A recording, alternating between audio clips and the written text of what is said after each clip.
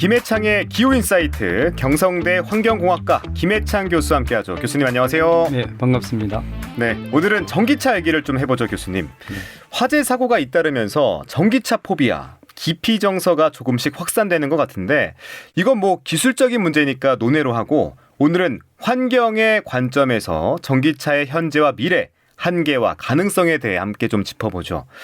전기차를 구입할 때 실용적인 목적 외에도 환경을 위하는 마음이 많이 작용할 텐데 내연기관과 비교해서 전기차의 강점 또 환경적 관점에서는 실제로 어떻습니까? 우선 우리가 지금 전기차를 이야기하지만 전기차를 이야기하기 전에 이제 일반 휘발유 또는 우리가 경유 이런 어떤 화석연료를 하는 내연기관 차량이 일반적으로 우리가 어떤 차량이냐에 대한 이야기를 좀 해야 될 것 같아요. 네. 그 현대 생활에는 자동차를 빼놓고는 우리가 생각할 수 없는데 여기에 자동차가 사회적 비용이 크다는 거예요.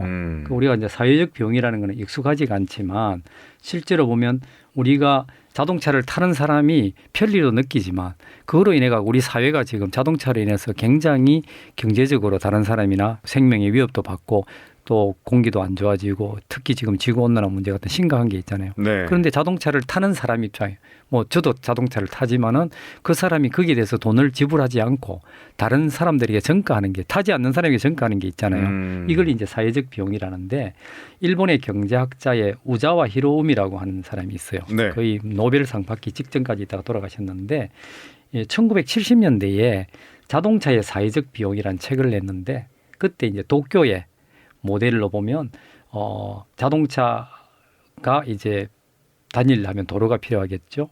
그리고 그 도로에 들은 돈이라든가 이걸 당시에 200대 정도가 도쿄에 있던 차가 있는데 그걸 나누니까 자동차 한 대당 비용이 약 1,200만 엔. 그러니까 우리 같으면 지금 한 1억 정도 원이 정도가 되는 거죠. 자동차 한 대를 더 다니게 하기 위해서 200만 대의 자동차가 다니기 위해서 도쿄도가 지불한 돈이 자동차 한 대당 1억 정도씩 들었다. 그러니까 1970년대 얘기죠. 네. 네. 그런데 이 이제 우자와 교수가 1990년대에 다시 또 한번 측정을 해보니까 어떻게 나왔습니까? 이때는 7,790만 엔, 즉 거의 한 7억 정도.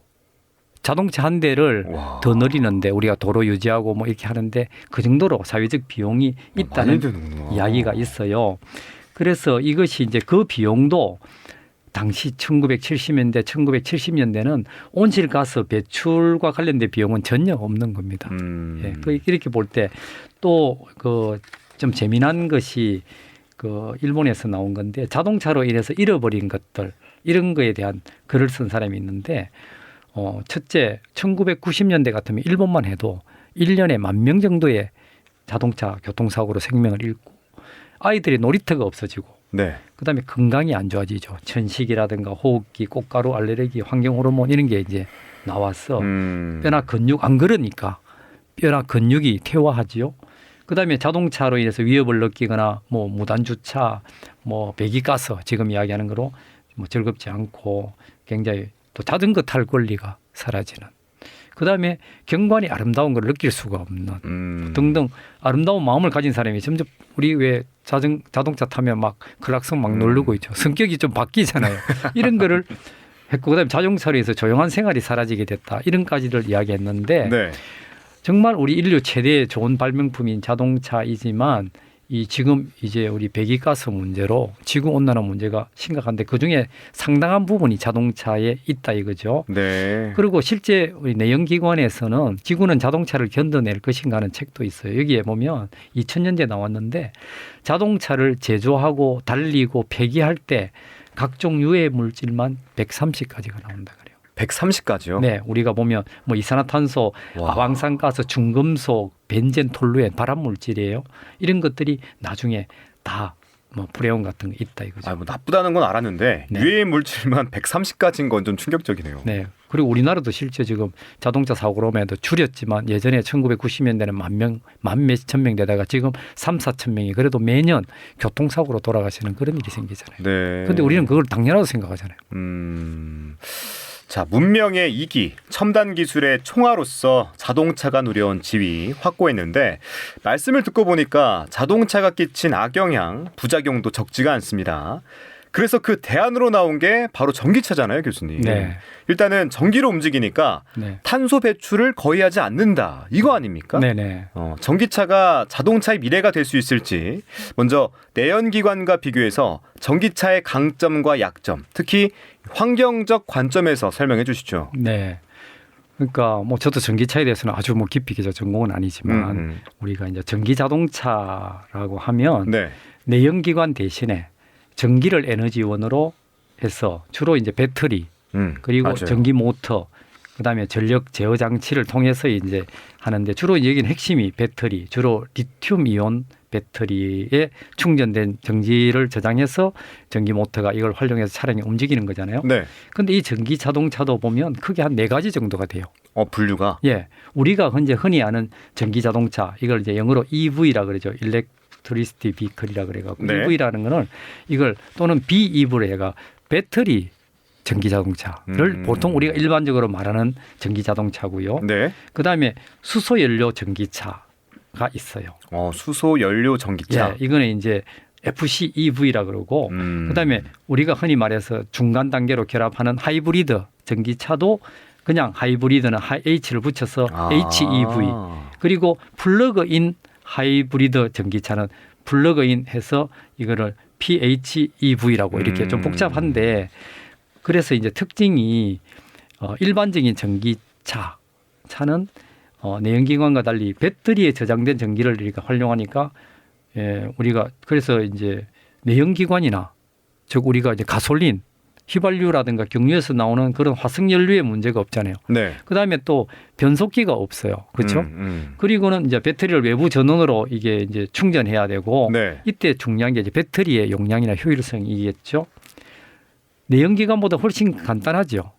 예. 그리고 이제 전기차의 장점이 방금 다닐 때는 탄소가 나오지 않으니까 네. 우리가 생각하는 대기오염이 준다. 거기는 동의하고 그다음에 내부 구조가 좀 단순했어도 소모 전력이 적고 그리고 회생 재생 시스템에가 브레이크를 밟으면 그 기간 동안에 오히려 충전이 되는 그런 것도 있고 네. 뭐 등등 장점이 있는데 또 단점도 있어요. 뭐예요, 지금 단점이? 단점은 이제 아직까지 인프라가 너무 부족해 충전이 안 되고 급속 충전을 해도 수십 분이 걸리는데 우리가 기본 기름 넣는 거하고 상당히 차이가 차이가 있네요. 나죠. 특히 뭐 아파트 같은 경우에 살면 그게 더 어렵겠고 또 배터리가 내연기관에 비해서 1.3에서 1.5배 무겁단 말이죠. 네. 그 차체가 너무 무겁고 오히려 자동차 타이어에 부담을 좀 준다. 뭐 이런 이야기도 있고 또 최근에 이제 배터리 화재로 이 문제가 굉장히 이제 사회 문제화 돼서 지하실에 오히려 이제 충전소 설치하는 것도 굉장히 어려운 맞아요. 반대하는 아파트도 있더라고요. 있죠. 그다음에 이제 수소 연료 전기차는 수소와 산소 화학 반응을 통해서 전기를 이제 만들어가니까 이때는 배터리 대신에 연료 전지라는 거를 이제 쓰는 거죠. 이 경우는 배출가스가 아예 안 나오고 물만 나오죠. 수소하고 이렇게 해서 물이 나오는데 네. 여기도 이제 여기는 상대적으로 일반 전기차보다는 수소 충전이 시간은 좀 빠른데 장거리도 가능한데 단점은 지금 현재 모든 게 이 전체적인 충전 인프라가 부족하고 그리고 초기에 이거 공급 비용이 좀 비싸고 뭐 등등인데 문제는 이 전기차가 무조건 좋다고 할 수 없는 게 지금 이 수소 연료 전기차를 만들려고 하면 수소를 생산해야 되는데 그거는 아직까지 뭐 백금을 촉매로 해가지고서는 이 화석연료가 많이 들어가거든요. 그러니까 전기차가 다닐 때는 좋은데 만들 때는 화석연료를 써야 되고 그렇구나. 또 수소의 안전성 문제도 좀 있고 이래서 그렇지. 좀 어려운 게 있고 네. 그 다음에 이제 이거를 반반하는 것이 우리가 하이브리드 전기차인데 이거는 전기 모터와 내연기관을 반반 이제 활용해서 뭐 저속되는 전기 모터 장거리 갈 때는 엔진 가동. 그 장점이 연비가 좋고 뭐 충전 시설도 잘 돼 있고 주행감도 좋고 이렇게 한데 이제 문제는 초기 비용이 어쨌든간 일반 내연기관 차보다는 비싸죠. 한 30% 비싸고 배터리가 또 교체해야 되는 비용이 만만치 않고 그다음에 이제 플러그인 하이브리드 하는 거는 그런 전기 모터와 내연기관의 어떤 엔진 결합형으로 보네트 안에 전기 배터리를 이렇게 해서 직접 외부 충전도 할 수 있게끔 만들어서 조금 앞에 단점을 줄인 거죠. 그렇지만 뭐 도시에 달리기는 좋은데 단점이 아까 같이 좀 무거운 거 똑같고 그다음에 오히려 전기차보다는 또 배터리가 빨리 소모하는 뭐 그런 등등이 있대요. 그래서 약간 전기차라 하지만은 특징이 좀 다른데 예, 무조건 전기차가 뭐 환경적이다 좋다 또는 그렇지 않다에 대해서는 좀 더 많은 연구도 필요하다 이렇게 보죠. 네, 이 문제는 전기차를 생산하는 과정일 것 같아요. 생산에서 폐기까지의 전체 사이클을 놓고 보면 전기차가 내연기관차보다 더 많은 탄소를 배출한다 이런 지적이 있더라고요. 예, 어떻게 그런 보십니까, 지적도 교수님? 있고 그렇지 않다는 또 뭐 지적도 논문도 있고 갑니다. 그게 이제 방금 말씀하신 이 전 과정 분석 또는 생애 주기 분석이라 해서 그 라이프 사이클 어세스먼트라가 LCA라 그러죠. 그러니까 지금까지 그냥 자동차가 이렇게 운행될 때만이 아니라 그거를 이제 뭐 배터리 생산하는 것부터 제조, 가공, 공정 그리고 유통, 재활용, 최종 폐기까지를 전체 드는 에너지를 네. 보면 거기에는 이제 화석 연료가 또 들어가는 거잖아요. 그렇기 때문에 일방적으로 할 수 없는데 그러나 이런 전 그 과정 분석이라는 걸 통해서 2019년에 네덜란드에서 이게 논문이 나왔는데 그 논문을 보면 배터리 제조할 때 발생하는 탄소량 자체가 좀 너무 과대평가가 돼 있다. 그리고 배터리 수명을 또 너무 과소평가하고 뭐 여러 가지 등등의 어떤 이런 걸 적용을 하다 보니까 이 전기차 자체가 오히려 내연기관보다 문제가 있을 수 있다 하지만 그렇지 않다 이야기를 조금 하고요. 또 2020년에 유럽의 교통 전문 그 NGO에서 나온 거는 전기차는 어떤 전력을 사용해도 그 화석연료를 쓰더라도 내연기관차 자체보다는 한 3배 정도 적은 이산화탄소가 발생한다. 그러니까 상대적으로 전기차 평균은 배출량이 한 90g 정도 되는데 디젤차는 2.6배, 휘발유차는 2.8배 정도 배출한다. 이런 정도의 이제 그게 내용이 있고 이것도 보면 이산화탄소를 발생을 하는 배터리가 유럽 사람들이 중국에서 사서 쓰면 굉장히 안 좋겠죠. 그런데 네. 유럽에서 스웨덴에서 만들어서 스웨덴에 쓰면은 그거는 굉장히 적게 나오는 거죠. 그런 걸 우리가 좀 고려할 필요가 있고 네.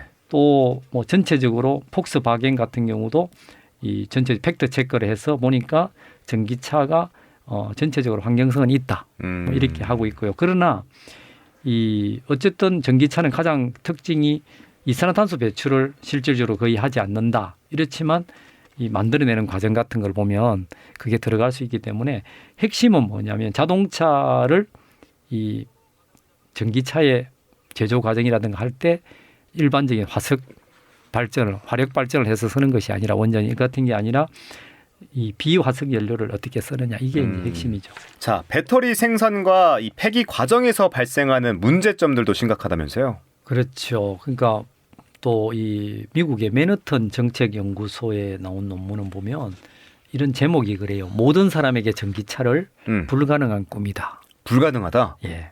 이게 왜냐하니까 지금 전기차는 있는 사람들이 주로 쓰고 또 정부에서도 있는 사람한테 혜택을 많이 주고 하는 그런 것이 크다고 이야기를 하고요. 네. 그다음 여기에서 보면 볼보의 경우 자동차 회사가 그 전기차하고 그 회사가 만드는 SUV 차량하고를 비교해 보니까 이게 약 한 19만 킬로 정도를 달렸을 때 그 이상 달리면 전기차가 훨씬 나은데 뭐 한 8만 킬로 정도 달려서는 일반 휘발유 차하고 크게 총 배출량이 많지 않다는 이런 자료도 있어요. 아, 그래요. 그러면 우리가 18만 킬로나 이 정도 19만 킬로 같으면 그리 차지도 잘 않잖아요. 맞아요. 그런 면도 일부가 있고 그다음에 여기에 들어가는 어떤 광물 자원이 배터리 할 때 굉장히 많이 들어가는데 특히 리튬 배터리 이게 지금 재활용하기도 굉장히 어렵는데요. 실제로 보면은 이 세계 이 승용차 이 자체가 이제 앞으로 2040년 되면 전기차가 거의 3분의 2 정도 될 거라고 이렇게 추정을 하는데 이 배터리는 리튬 이온 전기 배터리를 주로 이온 배터리를 많이 쓰잖아요. 그런데 네. 이게 재활용이 어렵다는 거예요. 아, 재활용 자체가 힘들구나. 네, 그리고 기존에 우리 쓰는 납 배터리 같은 경우는 네. 실제로 그거 자체가 리튬 배터리에도 안 맞고 굉장히 무겁고 복잡해요. 잘못 분해하면 폭발해요. 그래서 이런 것 때문에 이 지금 현재 재활용을 리튬 배터리 같은 경우는 한 5%밖에 전 세계에서 못 한다 그러거든요. 그리고 이걸 또 이제 이런 리튬 이온 배터리를 채굴하려면은 굉장히 막대한 어떤 그 물 같은 거라든가 또 이산화탄소가 발생하는 것도 많고 그리고 한 10년 정도 이 배터리는 방전돼 버리고 네. 그래서 이 전체적으로 볼 때 우리가 이 단순하게 그냥 전기차라 해서 무조건 친환경이다 이렇게 보기는 좀 고민을 해볼 필요가 있지 않나 하는 정도는 있습니다. 그렇다고 전체적인 대세는 전기차로 가야 되는 건 또 맞고요. 거기에 대한 기술을 또 높여야 되겠죠. 네. 근데 이 최근에 전기 자동차 화재가 논란이잖아요, 교수님. 앞서 네네, 말씀해 그렇죠. 주시기도 했는데 불안해서 못 하겠다. 네. 이런 분들이 많거든요. 네. 그렇죠. 저도 그래 뉴스 보고 깜짝 놀랐는데 네. 이 특히 이게 이제 전기 자동차 이 아까 리튬 배터리 같은 거는 충돌이나 기계적 고장하면 불이 붙을 수 있으니까 화재가 날 수 있잖아요. 그렇죠. 이게 제일 먼저 발견된 게 2012년에 중국에서 이런 고속성 용차하고 택시 충돌하면서 나온 게 처음이에요. 한 10몇 년 전에. 그런데 이 또 전체적인 자료를 보면 하이브리드 차량이 이 화재 발생 빈도가 높고 전기차는 오히려 내연기관보다는 이 낮다는 그런 정도가 있어요. 그런데 이제 또 최근에 이제 우리 소방청의 국가화재정보센터 통계 자료 보면 네. 2021년에는 24건 전기차 화재가 2022년에는 44건, 작년이 72건으로 3년 새에 3배 정도 늘어났다고 그러네요. 하고 특히 이게 이제 지하 주차장에 주차한 화재 사고가 많으니까 이게 좀 심각한 거죠. 특히 이 지하에서는 전기차에 이게 보면은 이렇게 터지는 게 열폭주라 그래가지고 그냥 저 리튬이온 배터리가 그 자체가 이제 아까 불이 나면은 쉽게 끌 수가 없다는 것이죠. 그래서 기온이 갑자기 팍 상승해요. 그러다 보니까 웬만큼 소방관이 접근하기도 힘들고 그 다음에 그래서 이제 그 배터리 케이스 자체도 또 쌓여져가 있어요. 네. 그 안에 불 타고 있는데도 어떻게 쪼개기도 힘들고 그래서 또 재발화가 껐다고 생각했는데 또 날 수도 있어요. 그래서 심한 경우는 이 소방 인력이 한 8시간 정도 계속 지켜봐야 되는 정도 불이 꺼져도 그런 위험성이 있는데 그래서 이제 원래는 방법이 질식 소화포라 그래가지고 네. 그 물에 잘 견디는 특수 섬유로 가지고 이제 만들어서 하는데 이제 초기에 그게 도움이 되지만은 우리 지하 주차장 같은 경우는 이게 엄호화가 돼 있지 않기 때문에 이런 게 잘 없고 이러니까 전체 보면 아주 미미하지만 전체 비율로 보면 그렇지만 한번 났을 때는 특히 아파트 지하 주차장에 그런 게 났다면 끔찍하잖아요. 그렇죠. 그래서 지금 여러 가지 어려움이 많죠. 맞습니다. 자, 전기 자동차 화재까지 짚어봤고 또 무엇보다 전기차를 움직이는 전력이 어떻게 생산되느냐 이게 또 궁금한데 이건 어떻습니까? 예, 실제로 정말 그렇습니다. 이 전기 자동차를 움직이는 것은 재생 가능 에너지로 하는 게 가장 바람직하죠. 네. 그리고 실질적으로 우리나라의 어떤 자료 이거 보면 우리나라에 1년 동안 사용하는 전기 전력량에 봤을 때 우리나라의 어떤 전력 정도 소비라면 100% 재생 가능 에너지로도 할 수 있다고 정도는 하는데 네. 정책이 잘 안 돼요. 안 돼요. 예. 그게 이제 우리 수소차하고 이게 보면은 수소차는 운행할 때는 이게 유해 배출 가스가 없지요. 네. 그런데 아까 같이 충전할 때는 이 화석 연료인 천연가스를 이렇게 질을 바꿔서 만들어내니까 이산화탄소가 나온단 말이죠. 그래서 여기도 일반 내연 기관차보다는 적지만 전기차보다는 많은 어떤 그런 게 수소차도 있어요.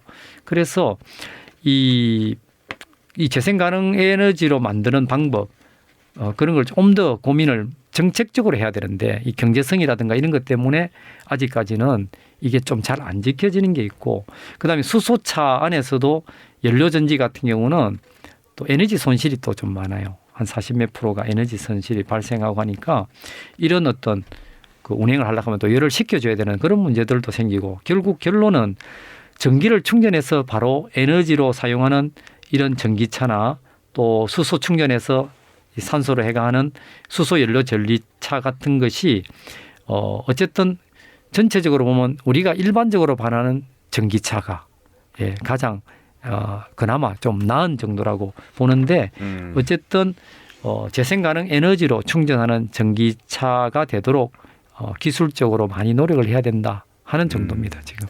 자, 그럼 교수님 전기 자동차가 친환경 모빌리티의 종착역일지 다른 대안은 없는지 뭐 제안하고 싶은 점들이 없으십니까? 뭐 여러 가지가 있지만은 이제 제가 그 대담한 대화라고 하는 어떤 프로그램에서 네. 기후위기 시대의 대한교통 시스템에 대해서 이제 그 두 사람이 대화를 하는 그 주제가 전기차가 친환경, 대안은 따로 있다. 뭐 이런 정도로 이야기해서 관심 있게 봤는데 네. 거기에 철도 전문가인 전현우 서울시립대 연구원 자연과학연구소 그리고 전기 자동차가 다시 왔다 하는 책을 쓴 이 대기업에서 자동차 개발 연구하는 박근태 박사라는 두 분이 있어요. 네.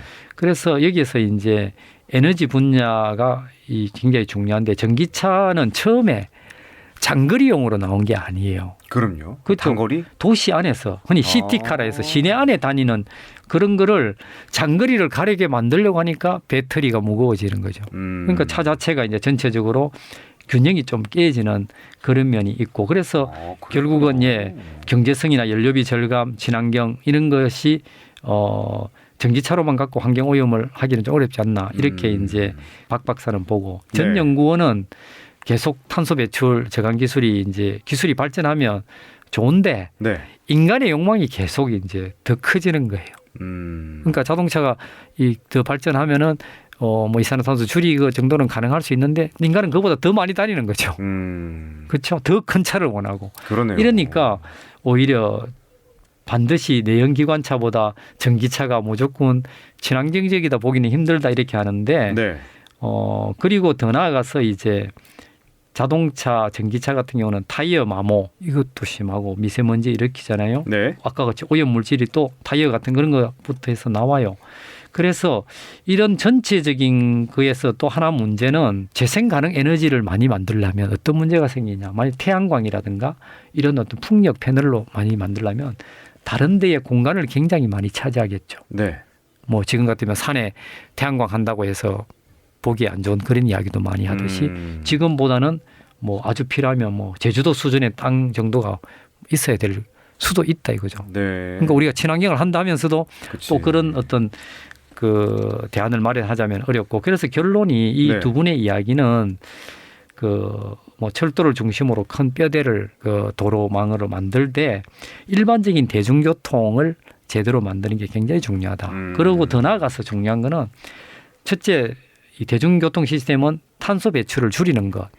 그다음에 비용이 싸게 돼야 되겠죠. 그래야 서민들이 이용할 수 있고. 그다음에 또 한편으로 이동 경험이 좀 만족스러워야 되죠. 우리가 버스를 잘 안 타려고 하는 건 좀 불편하잖아요. 네. 그러니까 사람들이 안 하잖아요. 그래서 이런 걸 보면 전체적으로 도로의 어떤 자동차라든가 이런 거에 대해서 차가 좀 적게 다니고 자동차 타는 사람들이 통행세, 주행세 같은 거를 좀 더 내게 하고 이렇게 하는 전체에서 그다음 나아가서는 사람이 걸어 다닐 수 있고 자전거를 타고 갈 수 있는 어떤 그런 것도 적극 활용해야 된다. 근거리 교통수단으로서 자전거를 도시는 적극 활용해야 돼요. 자전거를 활용하자. 그렇죠. 왜 이게 중요하면 오늘 제가 이제 방송국에 올 때도 자전거를 네. 지하철역에 저는 자전거를 주로 타고 다니는데 자전거를 지하철역에 세워놓고 자전거 타고 다시 여기 내려서 87번, 85번 버스가 보니까 있죠. 바로 버스가 연결돼가지고 바로 왔어요. 앞에 내려주긴 합니다. 네. 네. 그렇게 하니까 편한 거예요. 저는 자전거 타는 게 굉장히 편해요. 그런데 보통은 자전거가 위험하다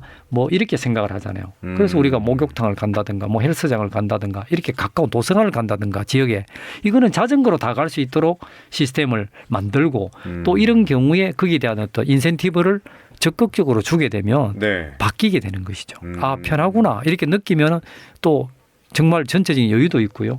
이게 프랑스 파리 같은 경우에 이달고 시장이 파리를 자전거 수도로 만들고 한 이유가 있는 것이죠. 네. 자, 그럼 정리를 좀 해보죠, 교수님. 전기차가 나아갈 길, 그리고 전기차를 포함해서 친환경 교통 시스템 구축을 위한 과제. 앞으로 우리는 뭘 어떻게 해야 될까요?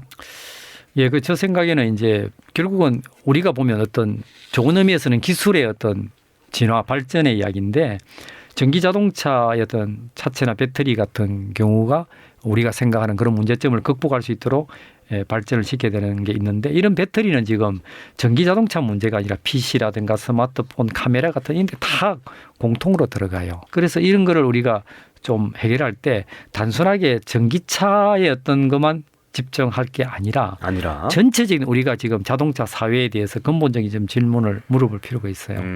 지금 전 세계의 평균 자동차 이 보유 자체가 뭐 한 3억 대 정도 기본 정도 된다 하고 우리나라만 해도요.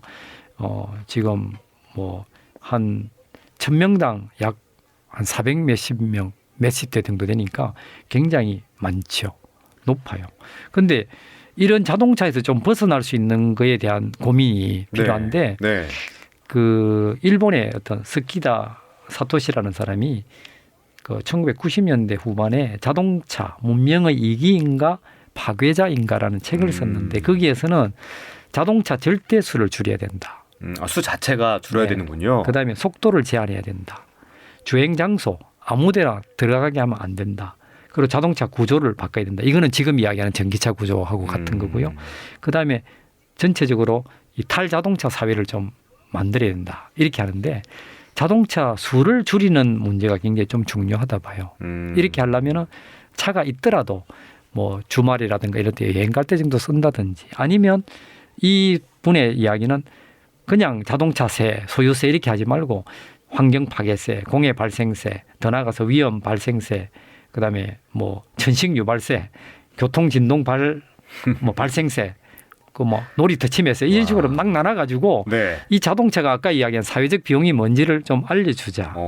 그렇게 하고 그다음에 싱가포르 같은 경우는요. 네. 자동차 한 대 구입하려면 공개 입찰을 통해서 4천만 원 하는 보유 허가증이라는 걸 구해야 돼요. 옛날에 우리 집에 전화할 때 돈을 얼마 내야 되듯이 그 탄소세 같은 걸 좀 충분히 부과하는 게 자동차 절대수를 사실 줄이려고 노력하고 차가 있어도 운행하는 절대수를 줄이는 게 중요하고 대중교통 이런 제도가 있으면 좀 줄겠네요. 그렇죠. 확실히. 그렇게 좀 해야 되고 그다음에 속도 제한을 해야 돼요. 속도 제한. 예, 지금 우리 부산에 이제 3050 이야기하지만 3050. 뭐 독일 프라이부르크에서 그랬듯이 네. 독일의 민스터 같은 경우는 시속 15km거든요. 와. 네, 그리고 또 15km. 차 함부로 못 다니게 지그재그 해가지고 또는 험프를 설치한다가 이런 차가 천천히 다니게 이렇게 해보니까 네. 60% 정도 교통량이 줄어들더래요. 일본 오사카의 한 구에서 줄겠네. 해보니까.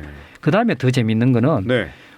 북한이나 호주가 한 10년 전에 태양광 패널을 천장에 즉 우리 같으면 다니는 버스 위에 태양광 패널을 달고 직접 태양광 버스가 있는 거예요. 네.